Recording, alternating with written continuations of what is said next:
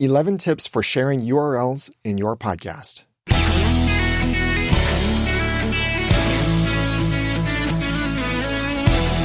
Thank you for joining me for the Audacity to podcast. I'm Daniel J. Lewis. There comes a point in every podcast when it's necessary to say a URL.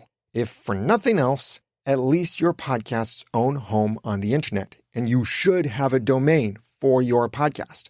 Beyond your podcast website, you might also want to share affiliate links, resources, episode notes, past episodes, sponsors, and more. So here are 11 tips for how to share URLs effectively in your podcast. If you'd like to follow along with the notes for this episode and get several of the links that I mentioned in this episode, then get to the notes a simple tap or swipe away inside of your podcast app, or go to the audacity2podcast.com/sharing URLs.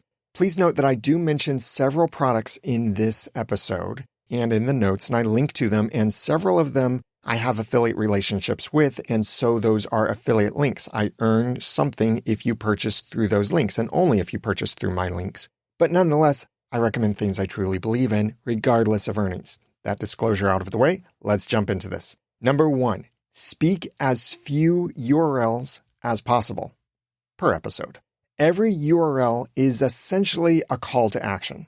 That could be where to follow you on social networks, the episode's webpage, your support page, where to send feedback, and much more. And calls to action are most effective when there are very few of them, but they are reinforced multiple times. This is why you'll hear most ads give the call to action, like visiting a website, at least 3 times. It's part of the marketing law. I think someone gets fired if they don't mention it 3 times. They say it again and again and again, at least 3 times. That's a good practice for your podcast too. But with all of the URLs you might want to share, you'll start overwhelming your audience and making each URL less memorable. For this reason, I recommend that you say as few URLs as possible, maybe only 1. And that's what you say and speak in your podcast, not what you actually link to from your site, but what you're saying in your audio or video podcast. But don't make it the same URL across all your episodes.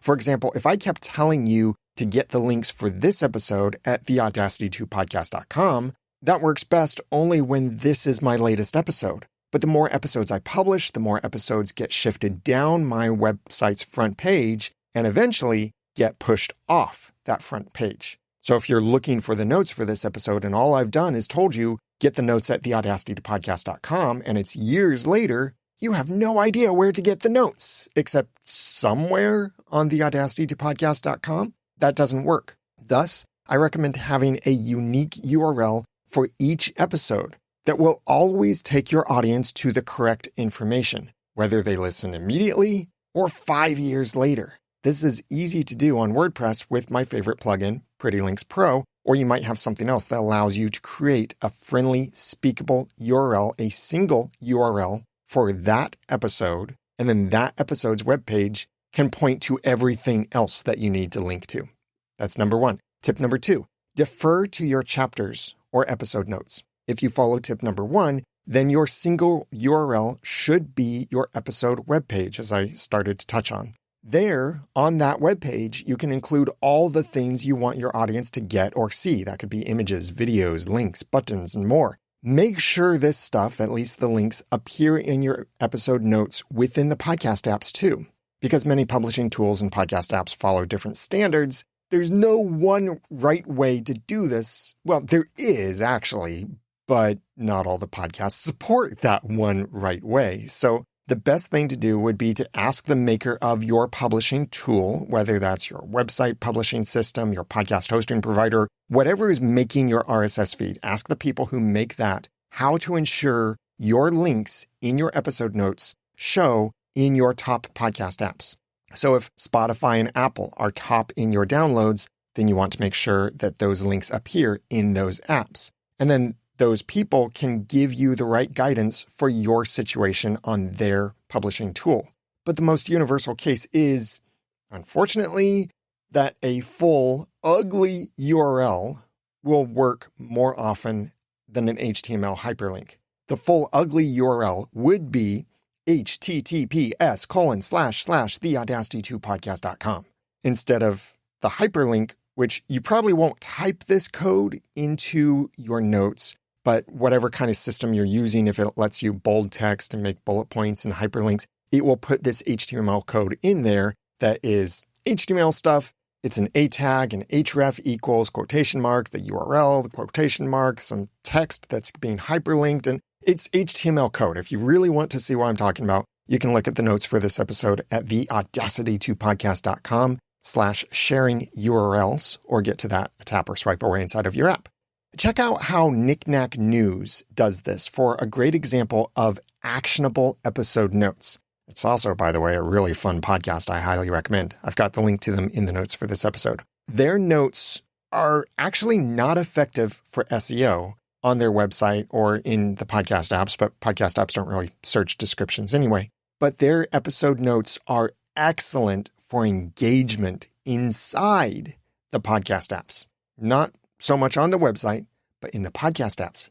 It's great. The hosts of that fun show, Alex and Anthony, often share things you will want to see or read for yourself. Could be a picture of a bear, or reading about an ice cream flavor, or watching a video, or anything like that that's interesting along the lines of what stories that they're talking about for that episode. And they do that in very simple and actionable ways in their notes. I've copied an example from one of their episodes in the notes for this episode, but just to give you a brief overview, they have two headlines for this main section that I've copied. There's Anthony's stories this week and Alex's stories this week. And under Anthony's stories, it's a simple list with one or two keywords that describe the story, like ketchup. And then there's a link to businesswire.com. And then there's ice cream and a link to mensjournal.com. That's for Anthony's stories with what links he found. And then for Alex's stories, for what she is sharing, she has beard with a link to upi.com and Zelda with a link to theverge.com. And these links aren't only to those top domains, but they are to the specific pages for these stories. You can check that out in the notes for this episode. And those are the ugly URLs they're sharing, but that does work. As ugly as it is to see a full URL, it works more often than other methods do. And it's highly actionable. If you're listening along to their podcast, then these simple notes will make total sense to you, and the notes don't get in the way of what you want. While you're listening to Anthony talk about ketchup, you can look right there in the notes and you see there's the link for the ketchup story. You don't have to see the full headline. You don't need paragraphs as text. You just want the link to the story that he's talking about. Now, depending on how you're communicating around the URLs you want to share, you might also want to consider using chapters. Both legacy chapters embedded in MP3 files and Podcasting 2.0 chapters in a separate episode metadata file, and that's in JSON format if you're interested in that technical stuff. Both of these formats support adding a single URL per chapter. In Knickknack News, Alex and Anthony spend several minutes on each story, so each story would be perfect as a single chapter per story. And then they could add the relevant URL to each chapter. But this gets complicated when you have multiple URLs within a single context. For example, if I share a list of my favorite podcast hosting providers, which are currently Captivate, Buzzsprout, and Blueberry, I can't add multiple URLs to the same chapter, at least not yet. So this is where you would want to defer that list of links to your episode notes, because it wouldn't be reasonable to have a chapter for each of those links when I just blazed through those, and then you'd see those chapters go by so quickly, it might be difficult for you to actually go back to the chapters and get the link that I mentioned. And it would be a mess for me to manage as well to put those into individual chapters for each URL that I mention, because you can't put multiple URLs in a single chapter.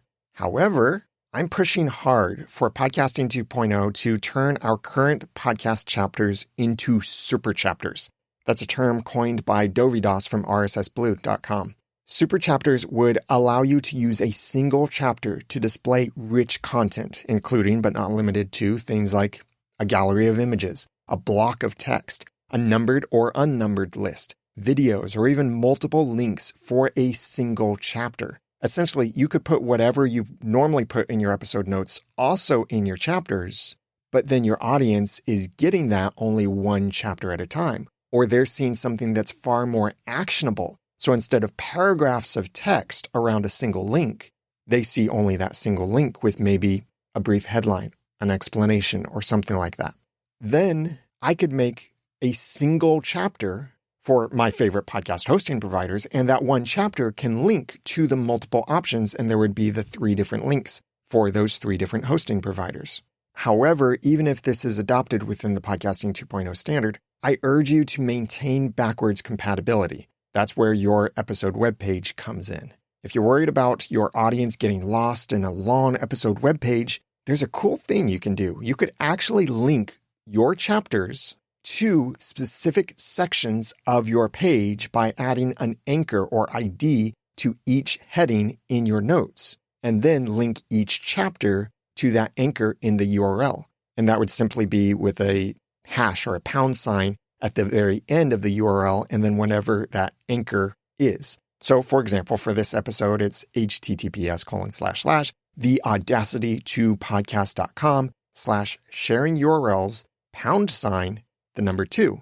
And that links to this actual section that I'm talking about right now in my notes. And in fact, for this episode, and maybe only this episode, maybe I'll do this again in the future, we'll see. For this episode though, every one of these chapters will take you to that specific section of my notes on my website. If you click on the chapter link for that section, that's something that you could do that takes people directly to that relevant section on your site. You have to look at whatever publishing tool you're using though to see how easy it is to add that. Inside of WordPress, I can simply click on the heading, and then there's in the little block editor section, because I like the Gutenberg editor and I think you should too. But in the block section, there's an advanced drop down, and there is a spot where I can enter text for an HTML anchor.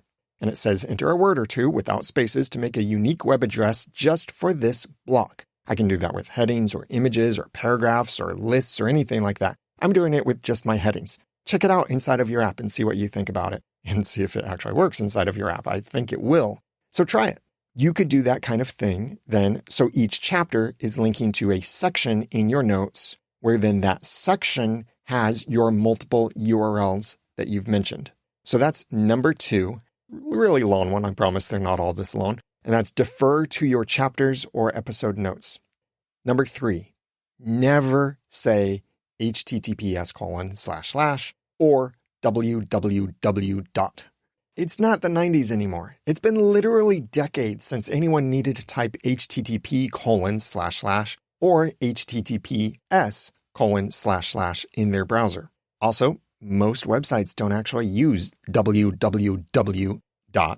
at all in their domain anymore. Or if they do, like YouTube still does, you can usually still get to the correct place without typing the www.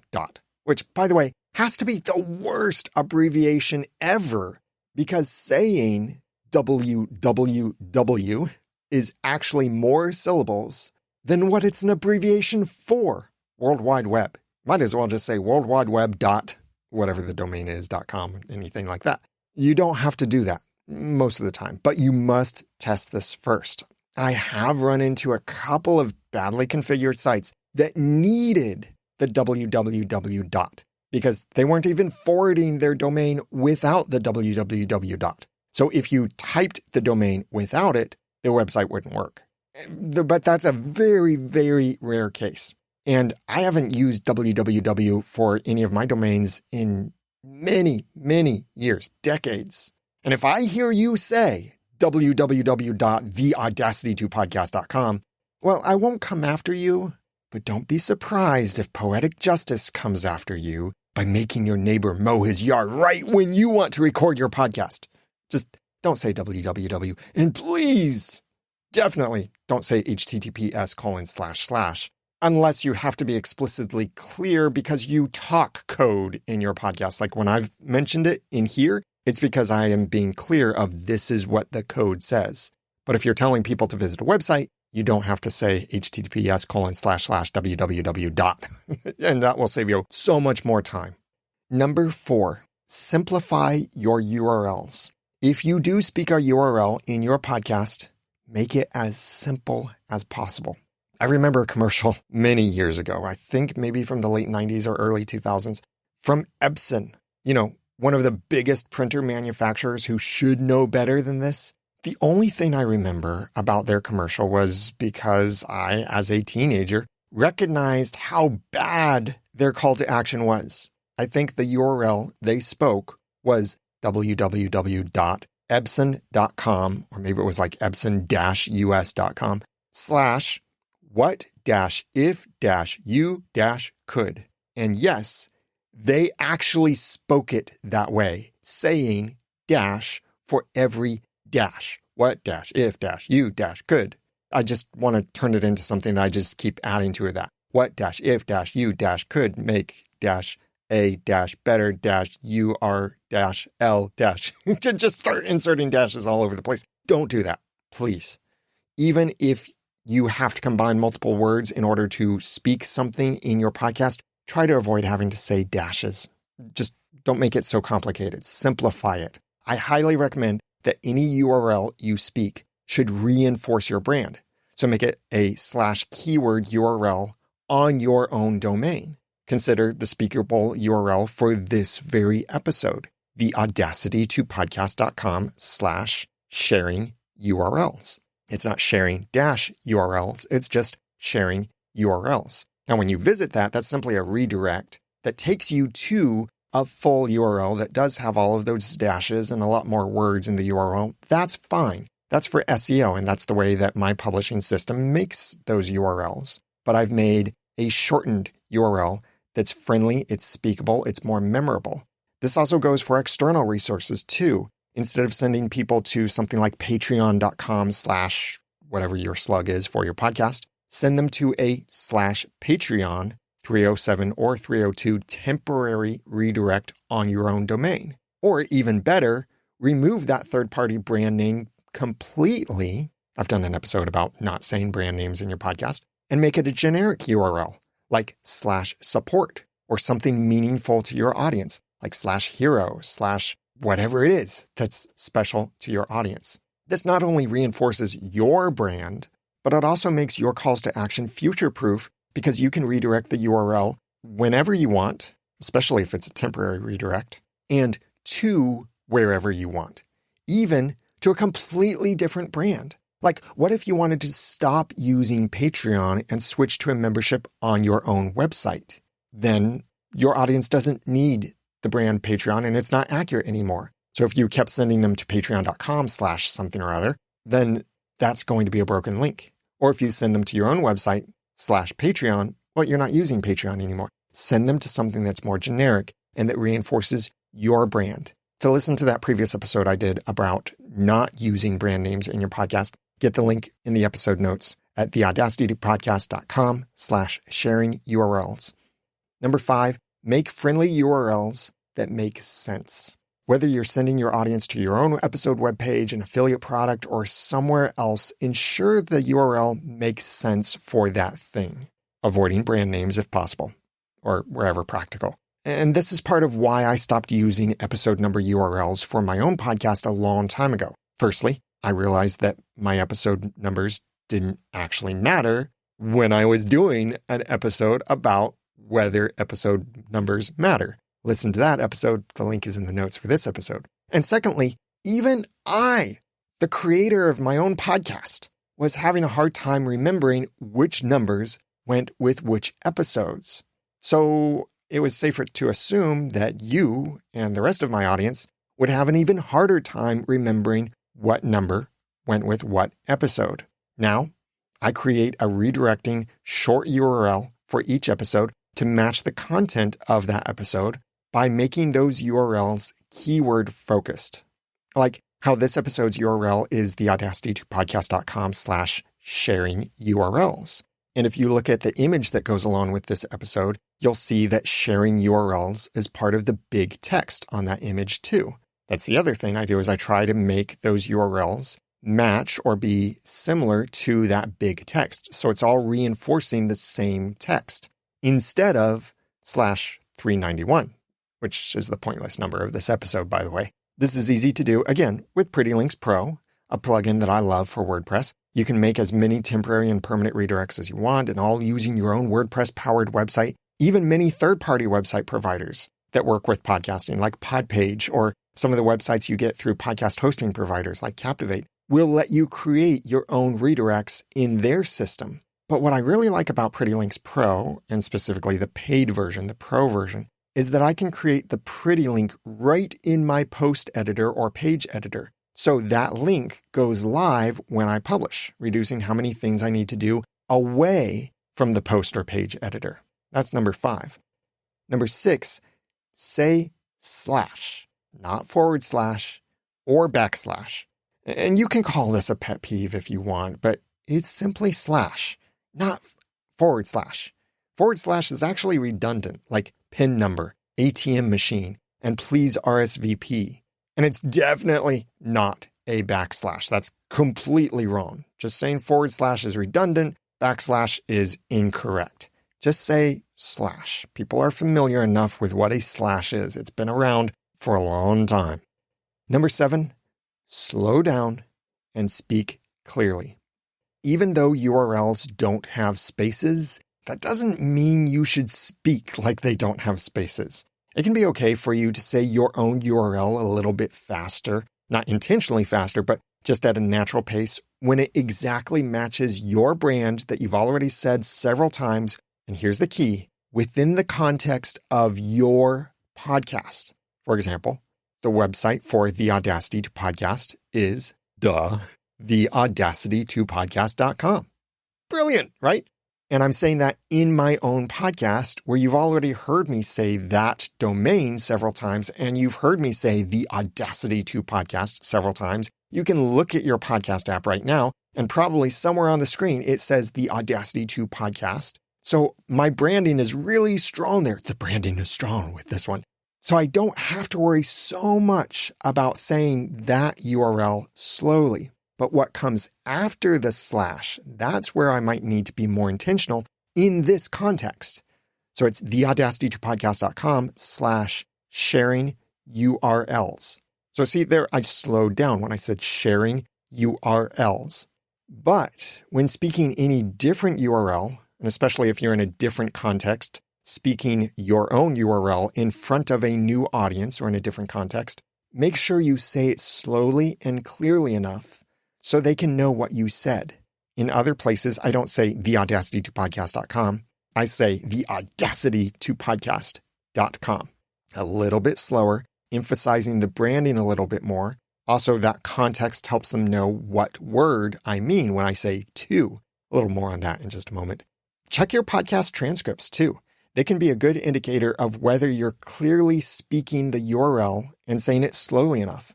And also, by the way, check your transcripts for any URLs that you mention so that you can fix any of them that were transcribed incorrectly. Now, that doesn't always mean if the transcript is wrong that you said it wrong. It's just a good indicator, potentially.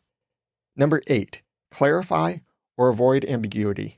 There's a chance that you'll run into some confusion with some URLs you might speak. For example, does the domain have the preposition for, F-O-R, the spelled number, F-O-U-R, the numeral for, just the digit that is, or something crazy like the Roman numeral for, which would be IV. An interesting corporate example of this as a failure is Fifth Third Bank. Ironically, for a bank, the secure URL, if you actually typed it this way, https://,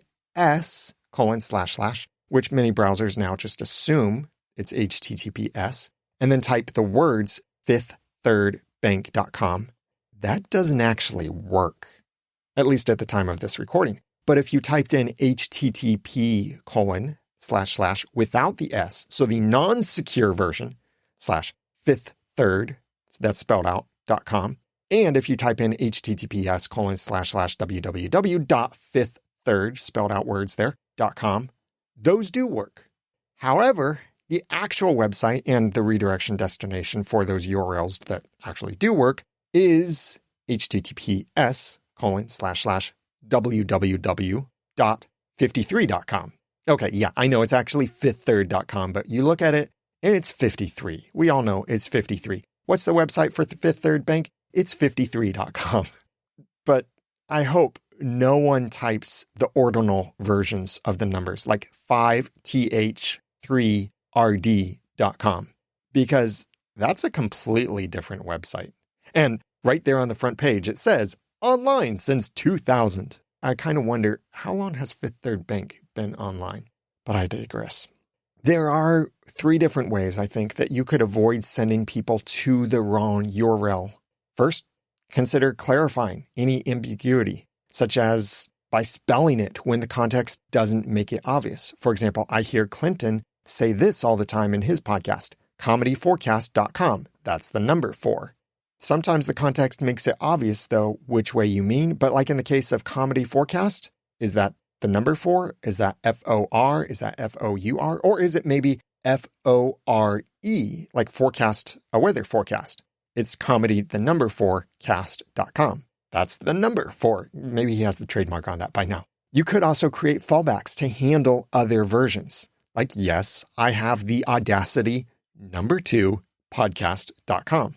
Or avoid the ambiguity altogether, such as avoiding any single-digit numbers or ambiguously spelled words, like G-R-A-Y and G-R-E-Y for gray. And this might come down to knowing what some of those other spellings are, which might not be completely obvious because sometimes it's a British English versus American English kind of thing. Or sometimes it's just a misunderstanding of which way it's spelled. Like lead. Is it L-E-D or L-E-A-D? You need to make sure that you solve that ambiguity problem you might have. Number 9, be careful with top-level domains that aren't .com. A top-level domain, or TLD, is the .com part of the domain. You probably also know .org, .net, .edu, and .gov. But there are hundreds of other TLDs. Some of them are full words, like .photography. While it can be fun to have one of those modern TLDs, they might be expensive. Some of them really are. And they might be confusing to non-savvy internet users who probably assume a .com for everything and also probably enter all their URLs into the Google search field.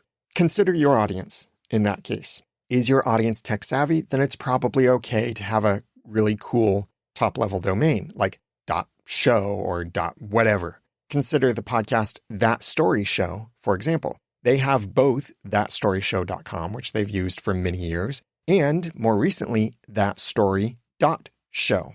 The host, James Kennison, now speaks the .show domain more often than the original .com domain, but he still has and uses the longer .com version as that backup. The more creative you get, the more it will cost you in both the domain itself and likely how many alternatives you might have to grab to ensure anyone who mishears you still gets to the right website. And it doesn't get stolen and used for malicious purposes, which can happen. And you might not have any defense against that unless you actually trademark your podcast name, and that's part of your domain. And then you could potentially go after some of those malicious websites if they're infringing on your trademark. But if you don't have a registered trademark, and if you don't grab those domains, then you're at the mercy of some of the trolls on the internet.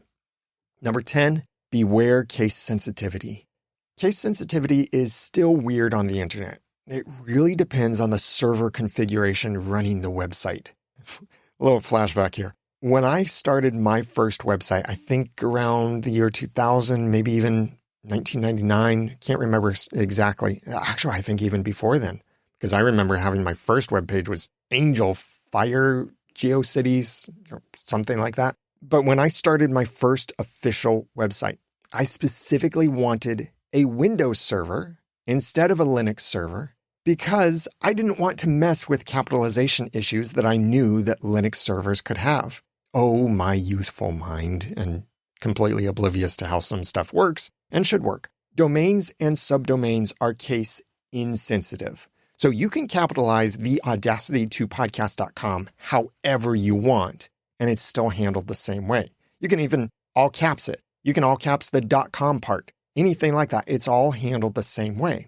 But anything after the domain could be case sensitive in that URL. For example, capitalization actually matters with bit.ly links, like bit.ly bit.ly/lowercase a is a different link from bit.ly/uppercase a. And it matters on some other website servers and hosting configurations too. You might just have to check it to see which way does it work. And actually, when I launched Podgagement, I didn't realize that some people had saved their slugs, like followthepodcast.com/Audacity. I didn't realize that some of them had some interesting capitalizations in there, and the system was not configured to handle all the different capitalizations that could have been in there. I had it set so they couldn't make weird capitalizations, but if they already had one from the old My Podcast Reviews days, that wasn't quite handled correctly. I've fixed that since then, but you have to be aware of that kind of thing.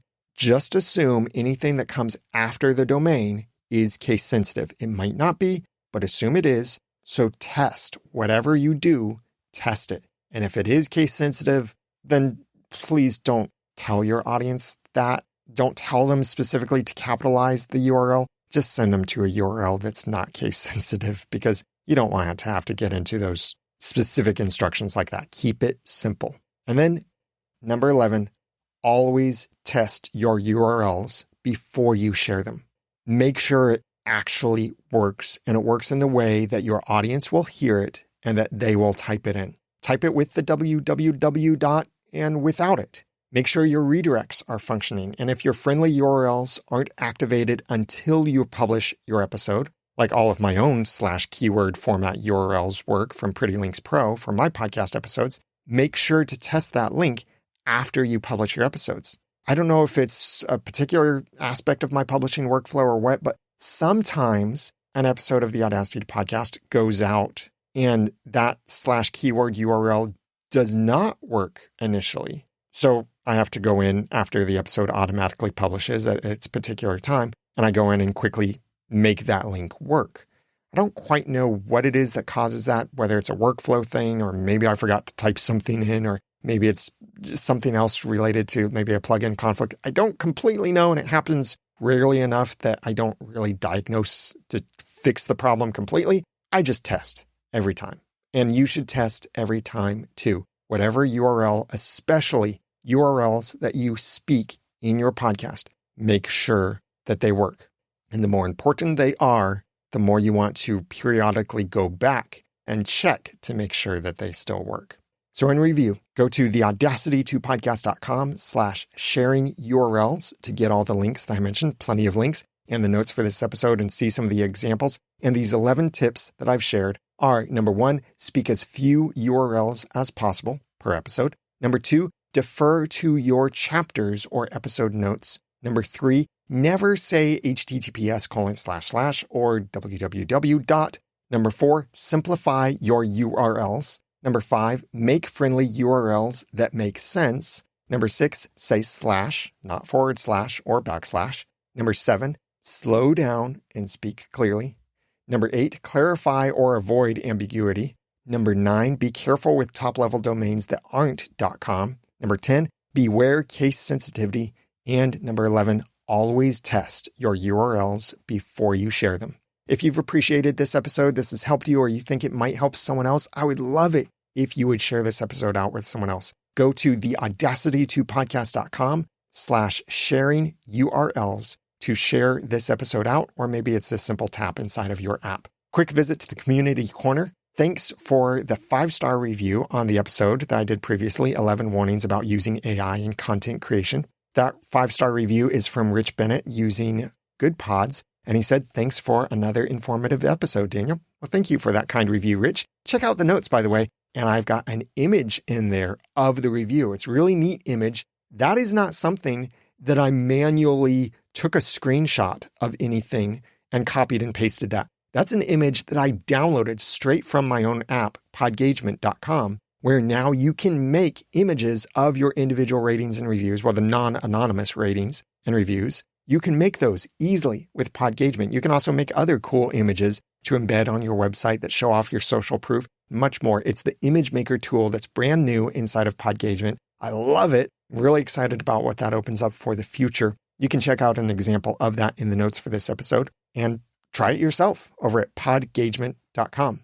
Also, thanks for the 1,000 sats from Dwev, who, as you might remember, I kind of questioned, is it Dweev? Is it Dwev? Is it something else? But it is Dwev. And he said, yep, you're pronouncing it perfectly. Thanks, Daniel. And also thank you for the streaming Satoshis from Brian Insminger, Dave Jackson, Dwev, and newcomer Gardis for past episodes streaming those Satoshis to me. If you value the Audacity to podcast, would you consider ascribing a number to that value and sending that back to the podcast, either through fiat currency? There's a PayPal link. There is the option to send value back through streaming Satoshis or a Boostagram if you're in a modern podcasting 2.0 app, or just purchase my products if you want to support what I do. It's all at the audacity2podcast.com/sharing URLs. Now that I've given you some of the guts and taught you some of the tools, it's time for you to go start and grow your own podcast for passion and profit. I'm Daniel J. Lewis from the audacity2podcast.com. Thanks for listening.